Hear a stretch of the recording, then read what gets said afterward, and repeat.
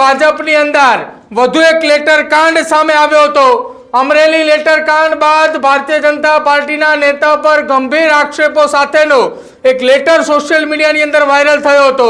રાજકોટ જિલ્લાના પ્રભારી અને સાથે જ ધવલ દવે જે છે તેની સામે આક્ષેપ કરતો એક લેટર વાયરલ થયો હતો। લોધિકા ખરીદ વેચાણ સંઘ જે છે તેના ચેરમેન પદ પર બેસવા અને વહીવટ કર્યાનો આક્ષેપ લગાવ્યો હતો। રાજકોટ જિલ્લા ભાજપના પ્રભારી ધવલ દવે વિરુદ્ધ આખો લેટર કાંડ જે છે તેનો મામલો સામે આવ્યો છે। રાજકોટ લોધિકા સંઘના આખા મામલે પ્રમુખ નરેન્દ્રસિંહ જાડેજાનું નિવેદન સામે આવ્યું છે। લેટરમાં લખ્યું છે કે પ્રભારી ધવલ દવે 7 આંકડામાં વહીવટ કર્યો। જો કે ધવલ દવે વહીવટ કરી રાજકોટ લોધિકા સંઘમાં પ્રમુખ નિમ્યા આવા આક્ષેપો એ લેટરની અંદર કરવામાં આવ્યા છે। હવે મહત્વની વાત ન્યૂઝરૂમને જે ખુલાસો કરી રહી છે કે રાજકોટ લોધિકા સંઘના પ્રમુખ તરીકે 2 મે 2023 ના રોજ નિમણૂક થઈ હતી। જો કે ધવલ દવેની પ્રભારી તરીકેની નિમણૂક 16 મે 2023 ના રોજ થઈ છે। જિલ્લા ભાજપ પ્રમુખની નિમણૂક 25 મે 2023 ના રોજ થઈ છે।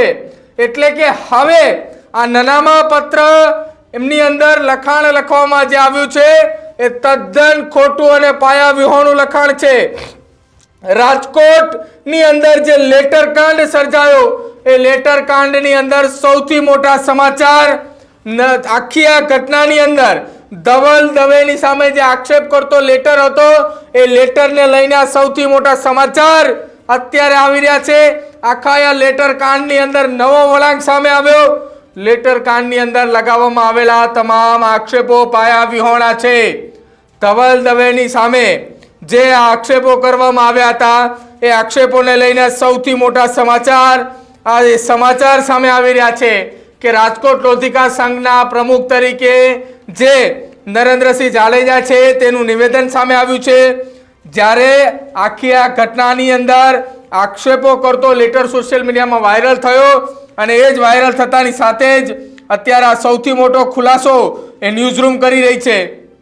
આખી આ ઘટનાની અંદર ધવલ દવેને બદનામ કરવા માટેનું કાવતરું આખું રચાયું અને એ જ કાવતરાની અંદર ધવલ દવેને બદનામ કરાયા હોવાની વાત જે છે તે સામે આવી રહી છે। ધવલ દવેનો કોઈ જ વાંક નથી આ ઘટનામાં। આવું નિવેદન એ રાજકોટ લોધિકા સંઘના જે ચેરમેન છે નરેન્દ્ર જાડેજા તેના દ્વારા નિવેદન આપવામાં આવ્યું છે। એ નિવેદનથી સ્પષ્ટ થાય છે કેમ કે જ્યારે ચેરમેનની નિયુક્તિ થઈ હતી તે દરમિયાન પ્રભારી ધવલ દવે હતા જ નહીં અને ધવલ દવેને જ્યારે પ્રભારી બનાવવામાં આવ્યા એની પહેલા જ એ રાજકોટ લોધિકા સંઘના ચેરમેનની નિયુક્તિ એ થઈ ચૂકી હતી। આપ જે દ્રશ્યોમાં જે આ લેટર જોઈ રહ્યા છો આ લેટરની અંદર જે લખાણ લખવામાં આવ્યું છે તે તદ્દન ખોટું છે। રાજકોટના પ્રભારી કે જેને બદનામ કરવાનું આખું આ કાવતરું રચાયું અને કાવતરાની અંદર આ પત્ર સોશિયલ મીડિયામાં વાયરલ થયો હતો અને એ જ વાયરલ પત્રને લઈને અત્યારે આ સૌથી મોટા સમાચાર સામે આવી રહ્યા છે।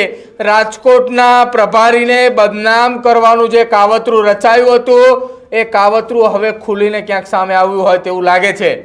નનામો લેટર સોશિયલ મીડિયામાં વાયરલ થયો। અમરેલી બાદ રાજકોટની અંદર આ નનામી લેટર અને રાજકોટની અંદર વાયરલ થયેલા નનામી લેટર બાદ હવે આ સૌથી મોટો ખુલાસો આપ ન્યૂઝરૂમની સ્ક્રીન ઉપર જોઈ રહ્યા છો। રાજકોટ લોધિકા સંઘના પ્રમુખ નરેન્દ્રસિંહ જાડેજાએ તમામ આક્ષેપોને વખાડ્યા છે। વખોડીને તમે એને નિવેદન આપ્યું છે કે જ્યારે આ લેટર કાંડ આખો સર્જાયો રાજકોટની અંદર નવો લેટર કાંડ જે બહાર આવ્યો હતો એ લેટર કાંડની અંદર લખેલી તમામ વાતો એ પાયા વિહોણી છે।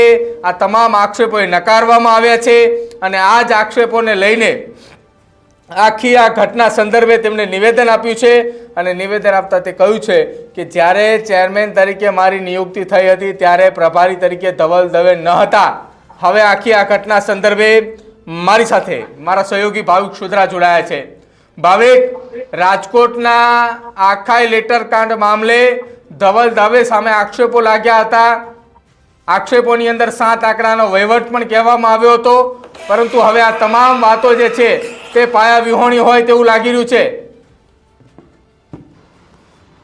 જે પ્રદીપ ચોક્કસથી જે આખી ઘટના બની છે ને અમરેલીના લેટરકાંડ બાદ ફરી એકવાર લેટરકાંડ સર્જાયો છે ને હવે ભારતીય જનતા પાર્ટીના આંતરિક વિવાદ જે છે તે ચરમસીમાએ જતો દેખાઈ રહ્યું છે. ધવલ દવે કે જેમને નામે એક લેટર વાયરલ થયો છે અને તે બાદ રાલો સંઘના જે ભાઈ છે નરેન્દ્રસિંહ જાડેજા તે ખુલીને બહાર આવ્યા છે ને આખે આ વાત છે ને પત્રકાંડને લઈને એમણે પણ ખુલીને કહ્યું છે કે આ પત્ર ખોટો છે ને જે આરોપ લગાડવામાં આવી રહ્યા છે તે પણ ખોટા છે. કારણ કે આ પત્રકાંડ છે તે સતત હું કહું છું ત્યાં સુધીમાં આ પત્રકાંડ ત્રીજી વાર થયો છે. પેલા એક જુનાગઢ કેશોદમાં આ થયો હતો ભારતીય જનતા પાર્ટીના અંદર વિવાદના કારણે, એ અમરેલીમાં થયો હતો ને હવે જે રાજકોટની અંદર થયો છે ને ધવલ દવેનું જે નામ આવ્યું છે ને એમાં જે વહીવટની વાત થઈ રહી છે, 7 આંકડાની વાત થઈ રહી છે, ત્યારે ધવલ દવે છે તેમણે પણ જે ખુલીને આવીને બહાર આવવું પડશે અને બોલવું પડશે. કારણ કે જે આરોપો લાગ્યા છે તેની ઉપર તેમને કહેવાય ને કે એક જવાબ આપવો પડશે. પરંતુ નરેન્દ્ર સોલંકી રાલો સંઘના પ્રમુખ કે એ પણ બહાર આવીને બોલ્યા છે અને આખે આ ઘટના છે તે ઘટનાને લઈને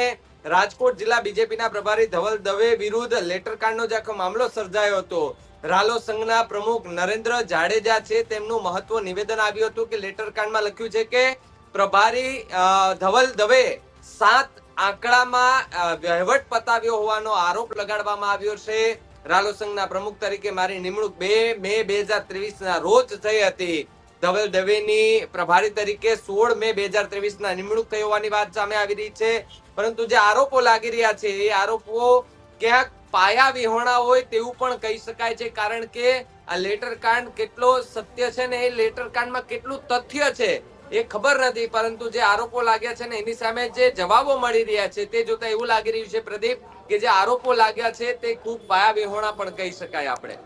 બિલકુલ, અત્યાર સુધીના સૌથી મોટા સમાચાર ભાવિકા કે જે આક્ષેપો લગાવવામાં આવ્યા હતા એમાં તારીખો પણ હવે તારીખો સાથે આખી આ ઘટનાની અંદર નરેન્દ્રસિંહ સામે આવ્યા છે ને તેને ખુલાસો કર્યો છે કે કોઈ 7 આંકડાનો વહીવટ નથી થયો. એટલે હવે એવું કહી શકાય ભાવિક કે આખી આ ઘટનામાં ધવલ દવેને કે જે રાજકોટના પ્રભારી છે, રાજકોટ જિલ્લાના, એ પ્રભારીની છબી ખરડવાની વાત હોય અથવા તેમને બદનામ કરવાની વાત હોય કે તેમની પ્રસિદ્ધિ જે ઉત્તરોત્તર વધી રહી હોય એ ના જોઈ શકે એના માટે આ પ્રકારનો લેટરકાંડ થયો હોય રાજકોટમાં. ચોક્કસથી પ્રદીપ, કારણ કે અમરેલીમાં આપણે સૌએ જોયું છે એક જ પક્ષના 2 કાર્યકર્તાઓ એ નેતાઓ બધા આમને સામને હતા. એટલે કે અત્યારે કહેવત છે કે જે માણસની પ્રગતિ થતી હોય ને એ લોકો જોઈ નથી શકતા. સારું પદ મળે છે તો લોકો જોઈ નથી શકતા. એ બધું જ વાતને આપણે વાકેફ છે. કારણ કે પક્ષ સારો છે, પક્ષ મોટો છે અને જે રીતે આખે ઘટનાઓ બની રહી છે તેમાં ક્યાંક ધવલ દવેનું નામ સંડોવવામાં આવ્યું છે, ખોટી રીતે લેવામાં આવ્યું છે તેવા પણ અત્યારે જે આરોપ લાગી રહ્યા છે સામેવાળા પક્ષ તરફથી. કારણ કે જેમણે લેટર લખ્યો છે એ તો એવા જ આરોપ કહી રહ્યા છે કે ભાઈ ઘણો બધો એમને દુરુપયોગ કર્યો છે, પાર્ટીના લેવલે જ્યાં સત્તા પર બેઠા છે તેનો દુરુપયોગ કર્યો છે. વ્યાભિચાર હોય, ભ્રષ્ટાચાર હોય, પૈસાની વાત હોય, તમામે તમામ આંકડાઓ તારીખો સાથેનો પત્ર વાયરલ થતાની સાથે જ એ સૌરાષ્ટ્રનું રાજકારણ ફરી એકવાર ગરમાયું છે. કારણ કે હવે લેટરકાંડ શબ્દ છે એ સૌરાષ્ટ્રના રાજકારણમાં સાવ જૂનો થઈ ગયો એવું પણ આપણે કહી શકીએ. કારણ કે આ લેટરકાંડ છે તે સતત ત્રીજી વાર થયો છે. અમરેલી, જુનાગઢ, કેશોદ આજુબાજુ થયો હતો ને ત્યારબાદ વધુ એકવાર રાજકોટની અંદર થયો છે. એટલે એવું ખબર પડે છે કે આ લેટરકાંડથી ભારતીય જનતા પાર્ટીના અંદરના આંતરિક વિવાદો બહાર આવી રહ્યા છે. અને જો સત્તા પક્ષના નેતાઓ એમ કહેતા હોય કે અમારી પાર્ટી શિષ્ટાચારથી ચાલે છે, ભ્રષ્ટાચાર નથી કરતા, એવી બધી જે વાતો કરે છે, પરંતુ જે પાર્ટીની અંદર જે વિખવાદ ચાલે છે તે વિખવાદના કારણે અત્યારે અંદરના જે સારા નેતાઓ છે તે નેતા મુશ્કેલીમાં મુકાઈ રહ્યા છે, સારા કાર્યકર્તાઓ છે તે બદનામ થઈ રહ્યા છે તેવું પણ આપણે કહી શકાય પ્રદીપ. બિલકુલ, તો અત્યાર સુધીના સૌથી મોટા સમાચાર છે ભાવિક કે જે રાજકોટ લોધિકા સંઘના ચેરમેનની નિયુક્તિ માટેના પત્રની અંદર જે વાત કરવામાં આવી હતી કે 7 આંકડાનો વહીવટ કરવામાં આવ્યો છે. હવે રાજકોટ લોધિકા સંઘના પ્રમુખ જ ચેરમેન જે છે તે જ સામે આવી ગયા છે. તેને તારીખો સાથેની વાતચીત કરી દીધી. તો ભાવિક આજે આખું એક જૂથ હોય કે જે એ ના ઈચ્છતું હોય કે કોઈની પ્રગતિ થાય, કોઈ આગળ વધી જાય, આવા જૂથ હવે ધીરે ધીરે ભારતીય જનતા પાર્ટીની અંદર જે સક્રિય થયા છે એ ક્યાંક તેમના જ પક્ષને નુકસાન કરી શકે. ચોક્કસથી પ્રદીપ, એક એમાં જે લાઈન લખવામાં આવી હતી તે પણ આપણે જણાવું કે લેટરમાં એવો આરોપ લગાવવામાં આવ્યો છે કે મંડળના મોટા ભાગના જે પ્રમુખો મહિલા કાર્યકરની ભલામણ વાળા છે. એટલે મહિલાઓની પણ વાત થઈ રહી છે. મહિલાઓ દ્વારા ધવલ પટેલને જે નામોથી ભલામણો કરવામાં આવતી હતી તે જ ભલામણો વાળા નામોને ધવલ દવે દ્વારા વોર્ડના પ્રમુખ બનાવવામાં આવ્યા છે તેવા પણ અત્યારે આરોપ લાગી રહ્યા છે. લેટરમાં વધુમાં એવા આક્ષેપ કરવામાં આવે છે કે રાજકોટ જિલ્લામાં પ્રવાસ દરમિયાન મોડી રાત્રે મહિલા કાર્યકર્તાઓને મેસેજ કરવા, કોલ કરવા, એકાંતમાં મળવા બોલાવીને પાર્ટીની આબરૂ જાય એવા કાળા કારબારના ધવલ દવે છે તેના પર એ આરોપો લાગે છે. હવે વિચાર કરો કે સારા નેતા છે કે જેમનો એક રૂતબો છે કે એ કદાચ ઘરની બહાર નીકળે તો 5 લોકો એને જય શ્રી કૃષ્ણ કરે, ભાઈ કેમ છો, મજામાં કરે, કારણ કે એને વર્ચસ્વ બનાવ્યું છે.